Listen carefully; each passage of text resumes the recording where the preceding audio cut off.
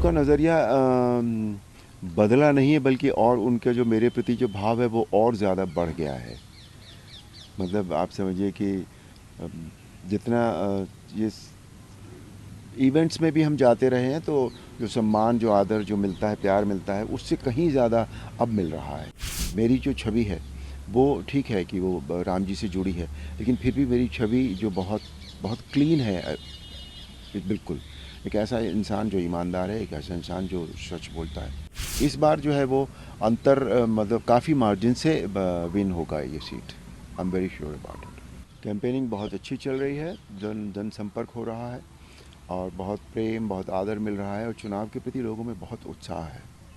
मैं थोड़ा ऐसे बताऊँ कि जब आप भगवान राम के उसमें थे, तो आपको लगभग हर किसी ने देखा है, मेरठ में सबने देखा होगा। तो अब उस गेटअप में जब मतलब उस नज़रिए से लोग आपको देखते थे और अब एक राजनेता के नज़रिए से देखते हैं, तो कितना उनका नज़रिया बदला है? क्योंकि अब कोई विपक्ष में है, कोई विपक्ष में है। उनका नज़रिया बदला नहीं है, बल्कि और उनके जो मेरे प्रति जो भाव है वो और ज़्यादा बढ़ गया है।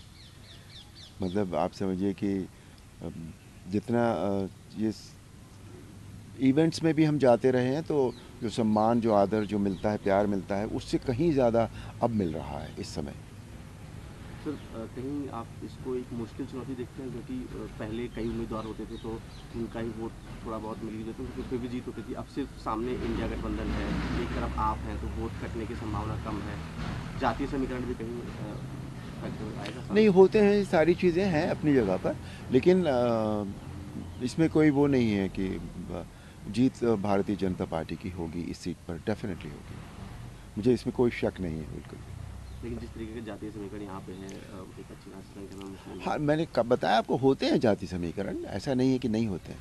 लेकिन जो दूसरे समीकरण हैं, जो एक कैंडिडेचर होता है किसी चीज़ का, फिर दूसरे इस सब के पीछे जो है वो श्री नरेंद्र मोदी हैं।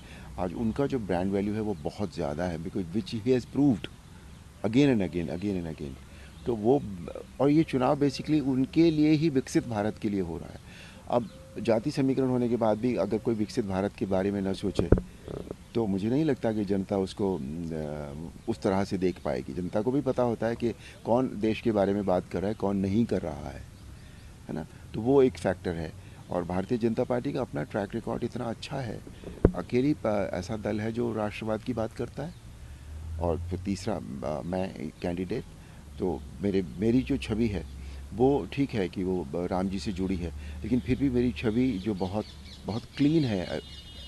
बिल्कुल एक ऐसा इंसान जो ईमानदार है, एक ऐसा इंसान जो सच बोलता है। तो ये सारी चीज़ें, सारे फैक्टर्स हैं, तो इसलिए मुझे कोई भी इसमें वो नहीं है, डाउट नहीं है कि जीत जो है वो हमारी होगी, कोई डाउट नहीं है इसमें। तो जब आप लोगों से पिछले जो है लगभग एक दशक से तो बीजेपी यहाँ पे है ही, उन्होंने बहुत काम भी किया होगा, आप उनको बताते होंगे।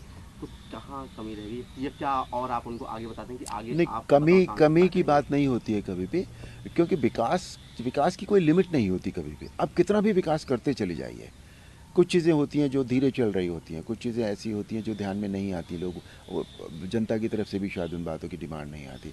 तो विकास एक ऐसा शब्द है जो चारों तरफ, जब हर दिशा में, हर चीज़ में विकास होता है, तब उसे पूर्ण विकास माना जाता है। तो और वो एक प्रक्रिया है, वो इट विल कीप हैपनिंग। पहले बहुत डेवलपमेंट हुआ है मेरठ में पिछले 15 सालों में, ऐसा नहीं कि नहीं हुआ, बहुत डेवलपमेंट हुआ है और आगे भी होता रहेगा।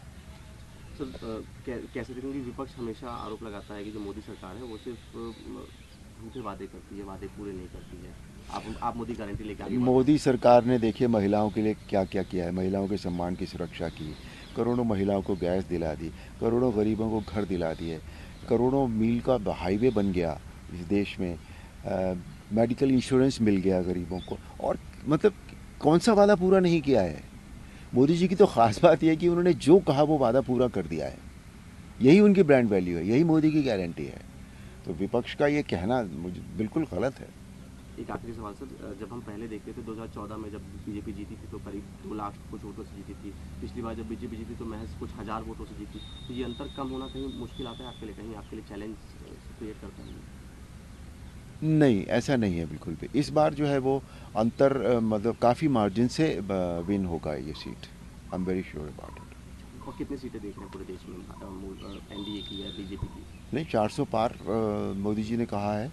और पूरा सब पूरा देश इस बात को मान रहा है कि यस 400 पार होगा।